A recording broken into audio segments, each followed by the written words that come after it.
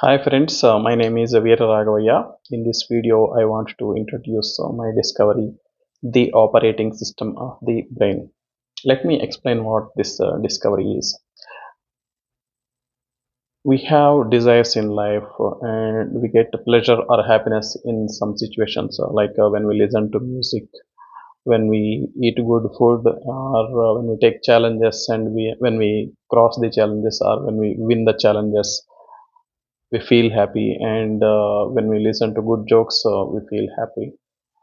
So what exactly is the mechanism that is happening in the brain, um, that is the reason behind all this pleasure and all these desires? So that is what I uncovered through my discovery. Let me explain the main point in the discovery. Our brain has a thirst for information. Thirst for information. Pleasure is the process of knowing information or loading information into the brain. It could be new information or a decayed information. Sadness is the state of being thirsty without loading any information into the brain.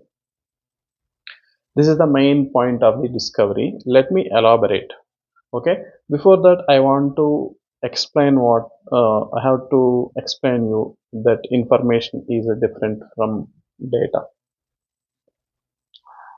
Loading of information into the brain can also be called as memorization. Thirst for information can be called as thirst for memorization.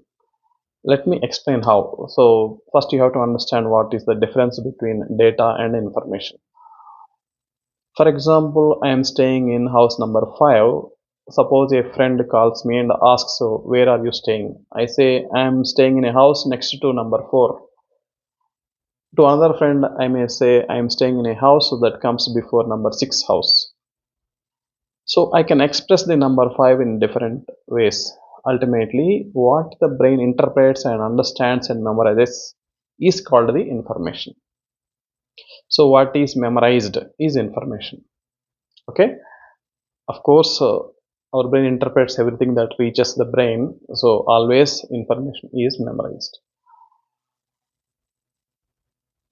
I will give one more example. For example, there is a contest, something like a weightlifting contest or a running race contest. Any contest, okay? Suppose I am participating in the contest. So the expectation is I want to win in the contest. Success, win, we can call it anyway. Suppose I win in the contest. In my memory, I associate myself to already known concept of winning. That means I load into the memory that I won in this contest. Suppose if I lose in the contest, if I do not win, then there is nothing to memorize. I will not associate myself to the winning. We call it failure, loss. We use different words. These are all only data to express that there is no win. No winning is also expressed using the words. So these are all just words to express the understanding that there is no win. There is no win means I am not able to associate myself with the winning. There is no new memorization.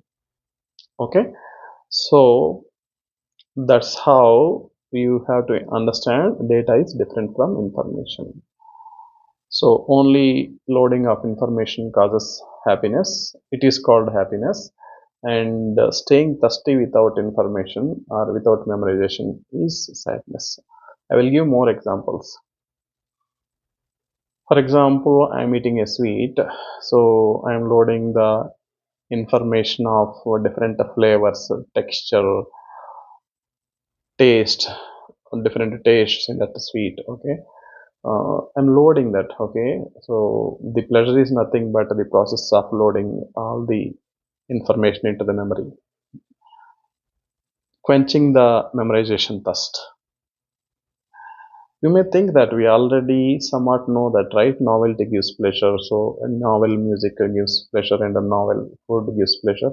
We already know that novelty gives pleasure in certain situations like taste, food, or music, or visuals, but the exact mechanism is not known so far. So scientists have been thinking that probably there is our brain in responds to the data and then it memorizes. Okay, so it has been seen that data and memorization, the pleasure and memorization are not really directly related. That's how it was the thought process.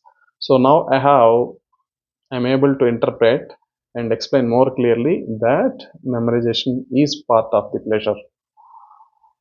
Okay, so it is not different from pleasure process or happiness process that happens in the brain. If I give more examples, you will understand the crux of my discovery. Okay, suppose suppose there is a mother and there is a small kid, small child. Okay, this child, okay, mother tells, okay, she draws a small line in the house and asks the child, "Don't cross this line. If you cross, I will give you a minor punishment, a small punishment." Then the boy, the child, okay, becomes more eager to cross the line.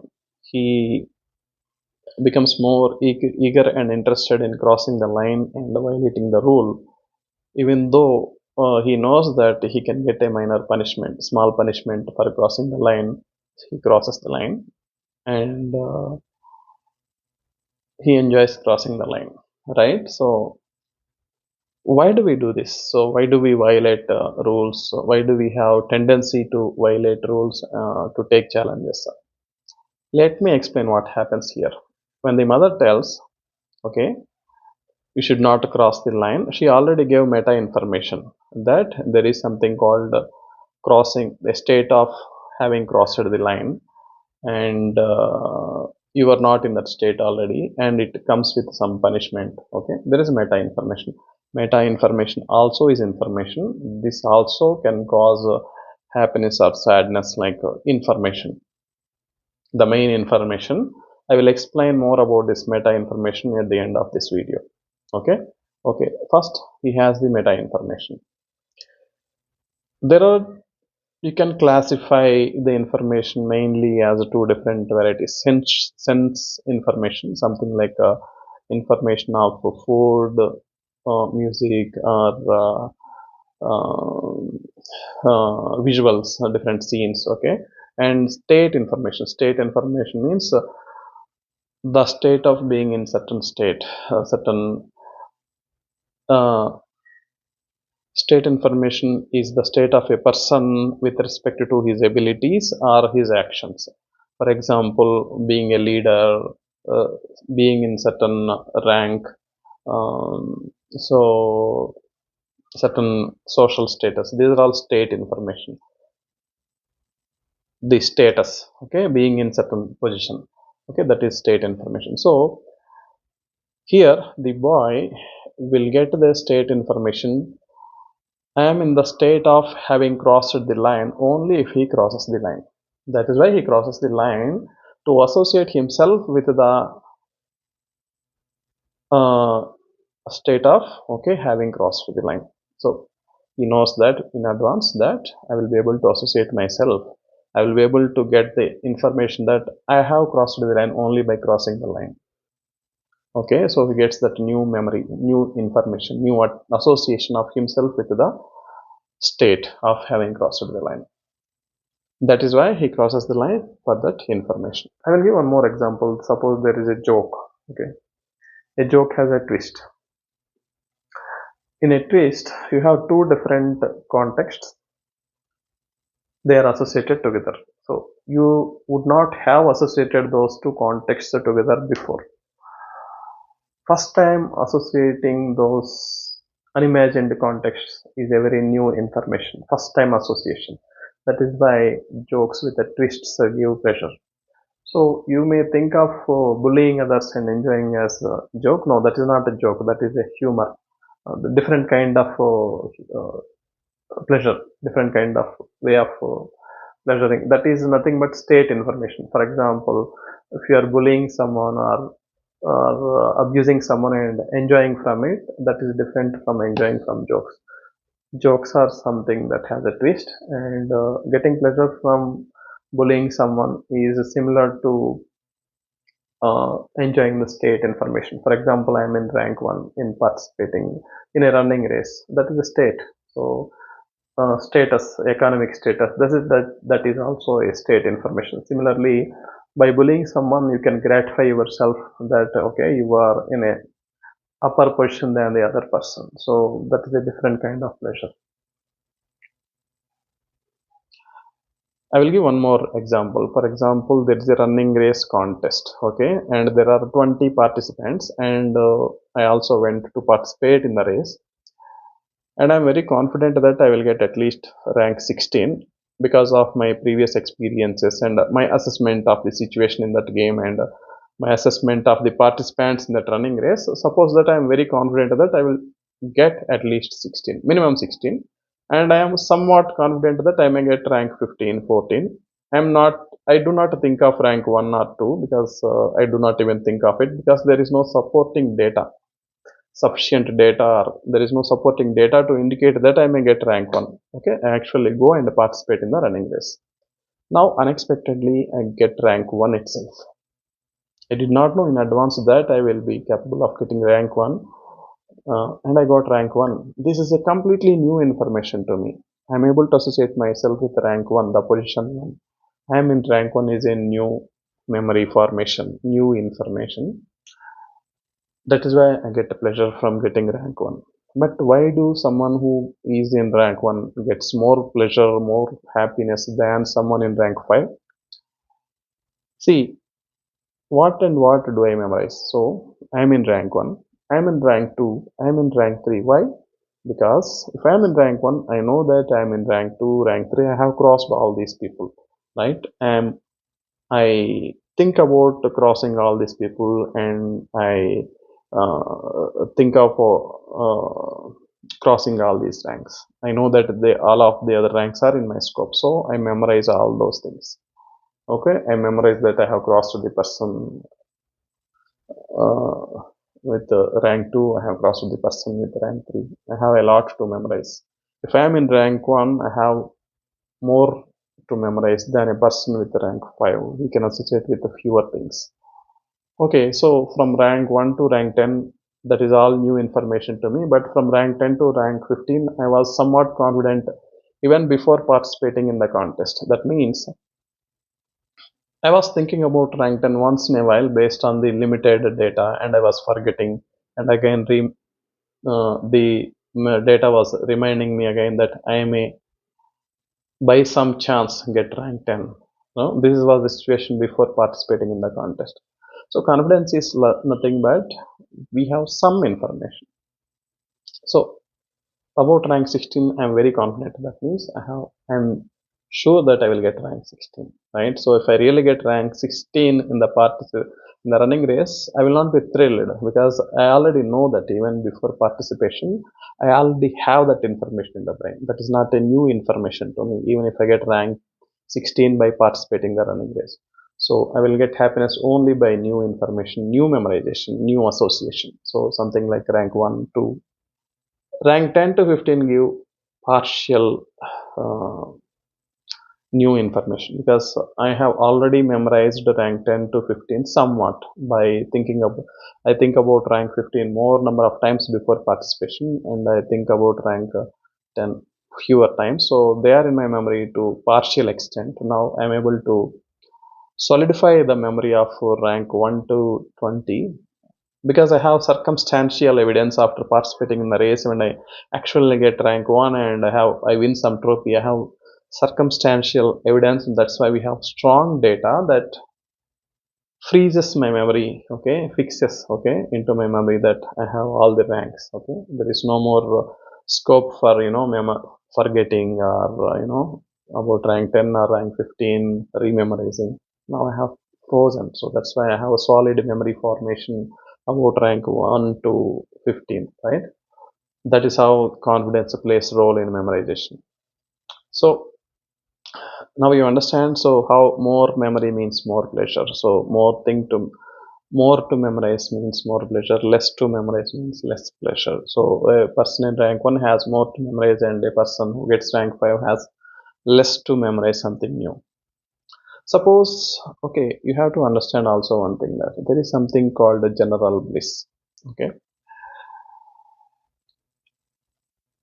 when you are relaxed, okay, when you are relaxed, not involved in anything, not doing anything, not thinking about anything, just relaxed, you have general bliss, basic happiness, some basic pleasure, right? Suppose you are sitting and relaxing and peaceful, and offer you a sweet. So will you go for mild general bliss, or will you go for sweet or something else that you like very much, right? So we have some basic happiness, general bliss always, a baseline happiness, and when you come across a better pleasure means more information density. So we have to also understand something called information density. Per unit amount of time, how much memory are you able to form? So how much information you are able to form in per, suppose per 1 second or per 1 minute. We have a lot of information from a information source, that can be called as a very high density information source or high density information load. So if you have slow memorization, that is called a low density memorization, or slow or low density information loading, right? So this general bliss is a low density information, because we have, see, we know that pleasure or happiness comes only from information. So we have general bliss means there must be something that is coming from brain itself, right? Because it come we have bliss from within. That means that maybe the brain is sensing some neural energy or some neural noise or neural ambience, and it is feeling happy by sensing that noise and loading into the brain, right? So that's how it has continuous pleasure, right? So by loading into the brain continuously, and then also continuously forgetting it, okay, a process of continuously loading and forgetting. So it could be that way that you have continuous pleasure, okay. This pleasure plays a role in preventing in low density information attraction, right? So it prevents people from getting attracted to low density information sources. See, now let me explain other things, okay.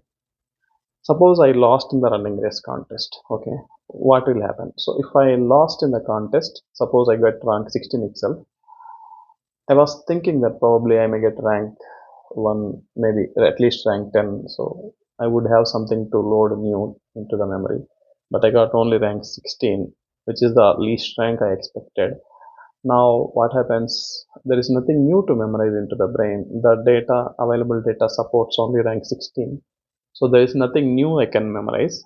So I feel sad. So sadness is nothing but actually staying thirsty, getting involved in the deep thinking, entering deep thinking and analysis, okay. So because I have to analyze, so that in future I should not stay at lower ranks, I should get better ranks, right? So that give pleasure. So I started thinking very deeply. So when I start thinking deeply, the general bliss gets cut off, right? So the general bliss gets cut off, and that is how you stay more thirsty, okay, because we can at one time either think or enjoy, right? We cannot do both simultaneously. That's how our brain is designed. We can do only one thing at a time. So when we are in deep thinking and deep introspection, so what happens, we will not be able to enjoy the general bliss also we will not be interested in enjoying food, music, or other things when we are deeply analyzing about the loss. So basically, sadness is nothing but staying thirsty without any information, including general bliss. So there is no something as a removal of information. There is no such thing. So we can only load the information. We can only memorize things. We cannot remove things. The memory can fade away, right? So, but there is no such thing as removal. Suppose I eat a sweet today. After 4 days, I would have forgot some of the taste information. That is how after 4 or 5 days, I will be able to enjoy the sweet again because I have forgotten or faded away. The memory of the sweet has faded away to some extent by 3 4 days. Okay, I will give one more example. See, suppose there is a mobile number or student roll numbers. Why don't we enjoy them? Why don't we uh, find interest in memorizing them? Okay. For example, let me give an example. Suppose there is a student called Ramesh who is getting admitted in a kindergarten, something like LKG or some small primary school class. Okay, he knows numbers 1 to 50 already, and after joining the class, he comes to know that there is another friend called Suresh, and he has been given a roll number 36. This is a completely new information to Ramesh. He never knew that people will be allocated numbers. There is a concept of associating a number to one person. It's the first time he is seeing that and he gets surprised, and that gives him pleasure. That is a pleasure because knowing something new. Now, after some years, Ramesh goes to high school and he joins school and he again meets the same friend Suresh. Now he already knows that Suresh will get some number assigned in the high school.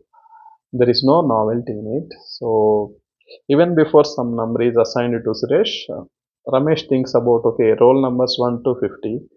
He associates each number to Suresh. Okay, he is associated with one partially. He thinks about all numbers, right? He knows that he already knows that these numbers are associated with Suresh. Suppose practically the class teacher assigns suppose number 23 to Suresh. Now he is only specifically memorizing 23 to Suresh. He already knows 23 even before the teacher assigned 23. He knows it weekly, like he has already weekly memorized. Now he has specifically known the exact number out of the 1 to 50 and he is now just memorizing it more. So the amount of information is less, the information density also is less. So you will be curious in knowing the number only once. Okay, so someone said 23. Okay, 23, that's all. That much is the information, and that is also not completely new information. That's why this kind of information is not exciting. That's why people are not eager to, you will not be interested in knowing, memorizing numbers, names, all these things. Even mobile number is same case. So or any number. For example, there is some jersey number on the shirt of a Olympic game participant. So you already know that they have certain numbers assigned. So if suppose your favorite participant, if you see them, you will just see the number on his shirt. Okay, suppose number 7. Okay, that's that much is the curiosity you have. Okay, you will not be interested in by hearting that number, memorizing it number, something like a mobile number, right? So why do we not like memorizing mobile numbers? So okay, we listen to it one time, our curiosity is gone, we already know some information. See, memorizing mobile number involves by hearting it. We already know the number by listening to it 1 or 2 times. From third or fourth time onwards, we are introducing only very little memory into the brain. So there is nothing much new. The information density is very little that is entering the brain. You are only trying to solidify the memory. You are trying to memorize perfectly, or you are trying to form a long term memory. Okay, so that is why, because you need the number for some other purpose, you are trying to solidify. So when you are trying to memorize it, mobile number, mobile phone number. Okay, so basically what is here is only you are trying to only not getting some new information by by listening to the number or reading the number again and again. Every time in each learning attempt, you are only memorizing a little more, very little. Okay, so until you solidify it completely, so the information density is less in the process of remembering mobile numbers, memorizing mobile numbers perfectly. So that's why, because of this low information density, people don't get interested in memorizing certain things like this. I will give another example. For example, there is a sweet shop and someone tells the path. Okay, the sweet. Okay, the information of sweet is something enjoyable. The path, right? So you already know several paths: two lefts, three rights, one left, four rights. If you are asked to draw several combinations of paths, you can draw several paths to a sweet shop already. And knowing the specific path to the sweet shop is nothing but strongly memorizing the path, one of the known paths to the sweet shop.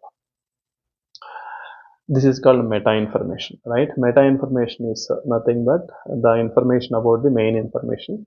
Meta information also is a information, generally less dense information. It is not denser, it is not enjoyable. That's why people have generally get more interested in the main information itself, not the meta information. This is how our brain works, the mechanism of pleasure, getting pleasure, desires. Okay, so basically we try to quench thirst in different ways. Quench thirst for memorization, quench thirst for information by, and our general bliss plays a very important role in refraining us from getting attracted to less dense information and the environment, so that we will be able to roam in the environment and interact with the nature for high dense information sources like food, new place, new visuals. So for better survival chance, that's how we are designed. So we have a baseline general bliss that helps us in interacting with the nature more actively, that prevents us from getting attracted to the cheap meta information, low dense meta information. So, or not only meta information, other low dense information in the vicinity of us, right? So basically, our brain is having a general bliss, so that we do not have go for less dense information that is weaker, that has lesser density than general bliss. At the same time, when we come across high density information and we get attracted to it. So in this video I am covering only the key points. I request you to go through the link below the video for full details.